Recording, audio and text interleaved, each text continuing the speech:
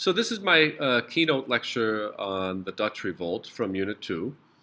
And so the Dutch Revolt presents us with a fine case of what happens when the economic success of a subject people leads to an increased nationalism and pride and therefore desire for independence. In other words, as the Dutch became more and more successful economically, their desire for independence from Spanish domination increased as well.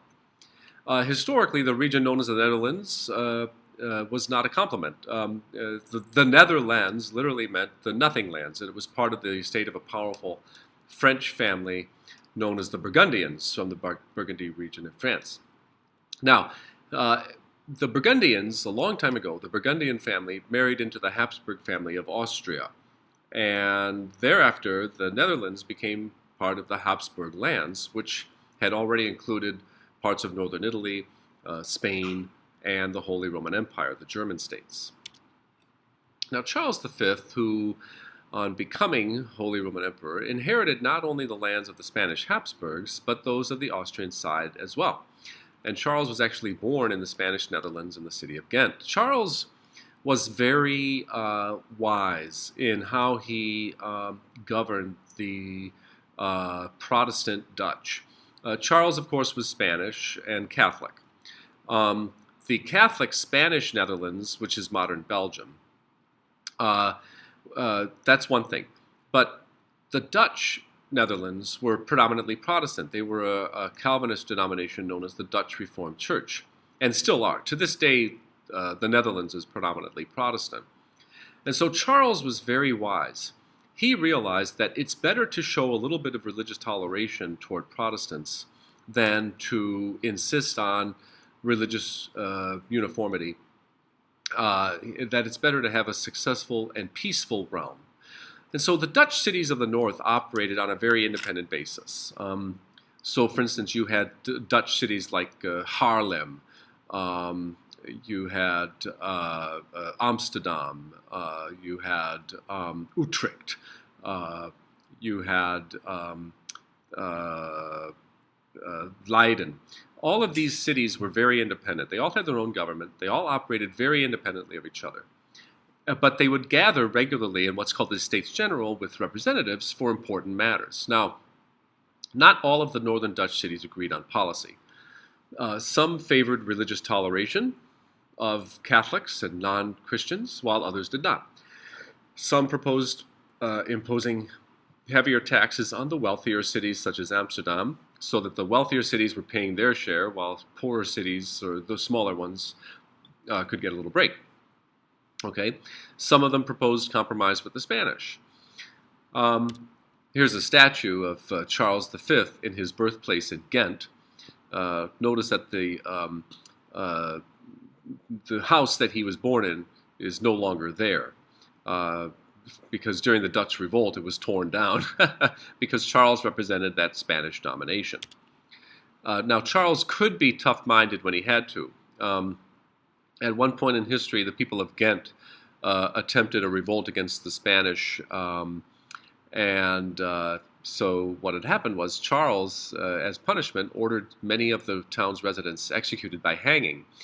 And so for several days prior to their execution, they had to walk around with ropes around their neck. And so to this day, the people of Ghent still celebrate their independence by they walk around with ropes around their neck to celebrate Dutch Independence Day. Okay, the commercial success of the Netherlands, particularly the northern Dutch, as well as Philip II's religious zeal. Philip II was the son of Charles V, who inherited the Netherlands and the Holy Roman Empire upon the retirement or abdication of his father Charles. Well, Philip was extremely Catholic, and he imposed a very strong Catholicism over the Dutch Reformed Church. And this led to a mounting effort on the part of the Dutch to establish their independence. Now, the movement for independence was led by Philip's stadholder, or governor. Now, let's look at that word stadholder. Stadholder is a Dutch word, and the Dutch language is a descendant language of German. Okay, it is a Germanic language. So, don't forget that our English language is also very Germanic. We have a lot of German in our English language. So let's look at the word Stadtholder. S-T-A-D-T is the German or Dutch word for state. It's Stadt, okay? And so our word in English, state, comes from the German Stadt. And holder, of course, H-O-L-D-E-R, is one who retains something. When you hold on to something, you retain it, right? When you hold on to something, it's like when we say to somebody, hey, hold on to this for me, would you? And we're asking them to take care of it, right? And so the Stadtholder was a governor, somebody who ruled in Philip's name.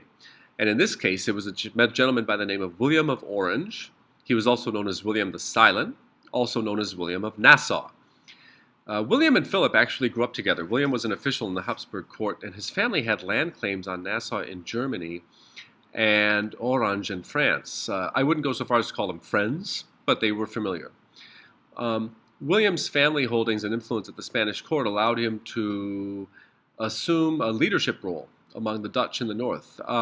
He was not a monarch. He was a stadtholder. Okay, so he was not a monarch. Here's a portrait of young William of Orange from his house in Delft when I visited this in 2015. Here's a painting of Charles V, also in the same house. All of these paintings were from William's house in Delft. And then finally, here's a painting of Philip II, showing Philip very regal, very courtly, and all that. Now, I think it's reasonable to conclude that the financial success of the Dutch assisted in their drive for independence from Spain. Let's talk about that financial success. The Bank of Amsterdam was essentially handling all of Europe's money at the time. If you did business in Europe at this point, you did it with the Bank of Amsterdam, with the Dutch. Okay, even the Spanish gold from the New World was being exchanged through them. The Dutch even created the first stock exchange, literally. Stockholders would gather in a location in Amsterdam and position themselves according to what trade items they dealt in. So coffee merchants would stand at one area, and pearl merchants or whale oil or candles, if someone was doing business in fur, everybody would be there for doing business, okay? And you would go to the merchant to conduct it based on where they stood. Dutch shipping dominated Europe in the 16th and 17th century, so much so that even Peter the Great of Russia traveled all the way to the Netherlands from Russia so that he could learn how the Dutch built their ships, so that he could take that technology back to Russia. The Dutch invented a model of a ship known as the Vloot, which was state-of-the-art for its time. It was fast, it had a lot of cargo room, it was easy to man with a small crew, and you could save money. So you could say that the Dutch were doing shipping fast, in high volume, and at low cost, okay? Here's a here's a model of a Dutch Vloot. And if you look at the stern, the back of the ship is the stern, and you see that triangular lateen sail. Here's a portrait of a picture I took of the first stock exchange. This is in Amsterdam. And you see how the columns form arches, and the arches are where the merchants would stand, and you would go up and you would talk to the merchant, and you would tell them how many shares of something you'd want to buy, like whale oil or coffee, and so forth. Here's the exterior and interior shot of the Amsterdam Town Hall. Okay, so the Dutch, by the 1600s, the Dutch were so successful financially that in Amsterdam, they built the biggest town hall in Europe. Okay, it was built in the 1600s, and I want to say maybe 1660s, around there, but it was the largest in Europe, and people would travel from all over Europe just to see the Amsterdam Town Hall. The interior shot on the right gives you a sense of just how opulent and luxurious it was inside. Okay, in response to William of Orange's leadership of the revolt, Philip declared him an outlaw and actually put a price on his head. And so in 1584, William was shot at his home in Delft. He was walking down the stairs to receive a visitor. And it turns out the visitor was this Catholic fanatic assassin who pulled out a gun and shot shot William as he was coming down the stairs. And in the picture here, you can see the two bullet holes in the wall where the two bullets passed through William's body. And this is a tomb and monument of William of Orange. This was taken in the church in Delft. And you can see they have his statue laid out on top of the tomb. So he is still very much, William of Orange is still very much loved in the Netherlands. Okay. William's murder fueled the support for the revolt. And from 1584 until 1648, the Dutch, aided by the English sea dogs, or pirates kind of, they fought against the Spanish efforts to put down the rebellion. Philip enlisted the aid of the Duke of Alba, along with the Duke of Parma, and both of these failed. And if you look at Dutch paintings of the time, they really emphasize Dutch naval superiority, and they exhibit a strong patriotism. So, for instance, here's a Dutch painting of the warships of that time. A lot of the Dutch paintings from this time show naval battles.